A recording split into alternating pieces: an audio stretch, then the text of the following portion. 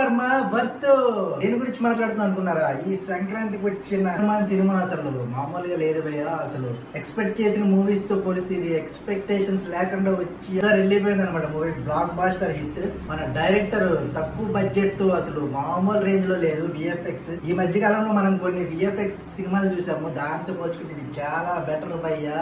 మన హీరో తేజాకి ఒక career best film అయితే చెప్పొచ్చు. ఇంత ముందు మనోడు చేశారు, కానీ ఈ ఫిల్మ్ అసలు ఒక రేంజ్ లో తీసుకెళ్ళిపోయి మన డైరెక్టర్ ప్రశాంత్ వర్మని ఈ రేంజ్ లో తీస్తారని ఎక్స్పెక్ట్ చేయలేదు. ఎందుకంటే అందరూ రాజమౌళి లాంటి వాళ్ళు పెద్ద పెద్ద సినిమాలు తీస్తారు అనుకున్నారు. అది కూడా భారీ బడ్జెట్ లో మనం ఇప్పుడే చూసాం. కానీ దాన్ని రివర్స్ చేసి తక్కువ బడ్జెట్ లో ఒక భారీ ఫిల్మ్ చేయొచ్చు అని చెప్పి మన ఈ ప్రశాంత్ వర్మ అయితే నిరూపించుకున్నాడు. సో గైస్, వెయిట్ చేయకుండా ఈ సంక్రాంతికి మీరు ఈ సినిమా అయితే పక్కా చూడాల్సింది. ఎందుకంటే ఇప్పుడు దాకా వచ్చే సినిమాలో బెస్ట్ సినిమా. అండ్ అందులోకి దీనికి మనం కొనే టికెట్ లో నుంచి 5 రూపాయలు అయితే అయోధ్యకి ఇస్తున్నారంట. ఇదైతే మంచి విషయం అని చెప్పాలి. జై హనుమాన్.